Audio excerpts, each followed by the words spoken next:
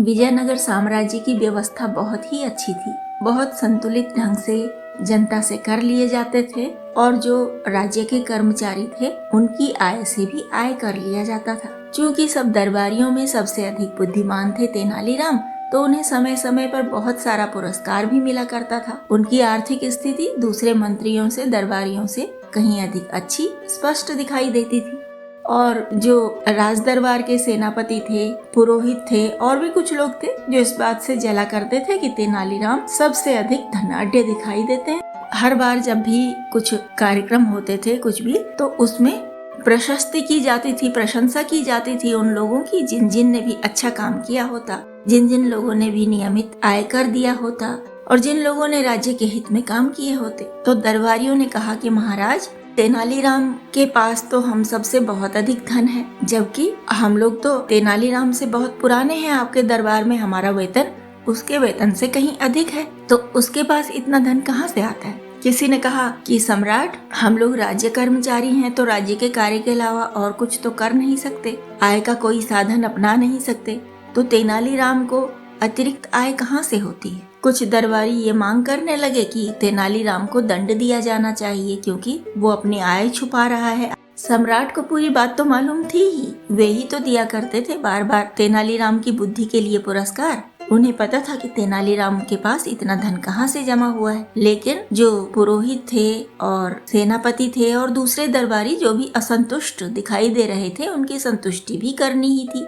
उनको भी नाराज नहीं करना चाहते थे सम्राट, बल्कि समझाना चाहते थे। तो उन्होंने अपना एक सेवक को बुलाया और कहा कि जाकर तेनालीराम को बुला के लाइए।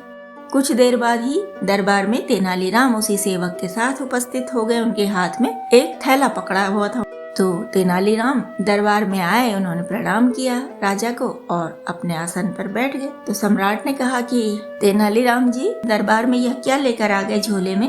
तो तेनालीराम खड़े हुए, उन्होंने झोले में हाथ डाला और हाथ बाहर निकाला तो उसमें एक मुर्गा पकड़ा हुआ था। उन्होंने सम्राट बोले, अरे दरबार में मुर्गा। तो तेनालीराम बोले, जी महाराज, इस मुर्गे के कारण मैं बहुत परेशान हूँ। मेरे घर में 15 मुर्गी हैं और मुर्गा बस यही एक अकेला है। मैं नाप कर सबको चारा देता हूँ, एक एक छटांक सबके लिए, यानी कुल मिलाकर 16 छटांक, क्योंकि 16 है ना मुर्गा और मुर्गी मिला के। लेकिन ये ऐसा मुर्गा है कि 3 छटांक खा जाता है अकेले, जबकि इसके हिस्से में एक ही छटांक तो होती है, लेकिन ये 3 खा जाता। तो सम्राट हंसने लगे कि ये कोई समस्या है। अरे मुर्गा चुस्त चतुर होगा तभी तो अपने हिस्से से 3 गुना खा जाता होगा।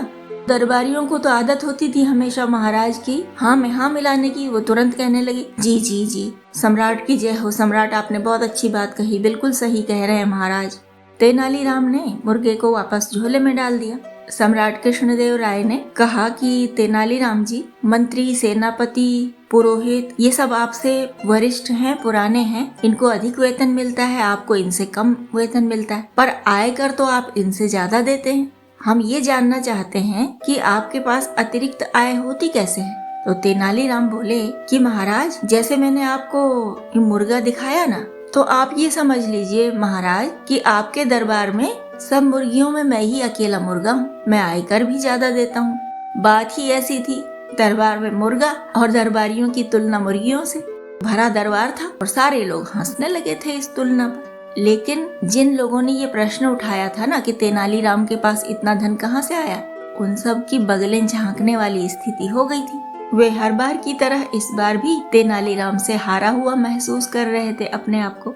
जब दरबार समाप्त हो गया, सब लोग जाने लगे, तो महाराज ने धीरे से तेनालीराम से कहा, तेनालीराम जी, आपको पता कैसे चला कि यहाँ पे आपके विरुद्ध कुछ षड्यंत्र चल रहा है कि आप मुर्गा लेके चले आए। तो तेनालीराम हंसने लगे और बोले, महाराज, आपने अपना सेवक भेजा था ना, बस उसी से समझ में आ गया।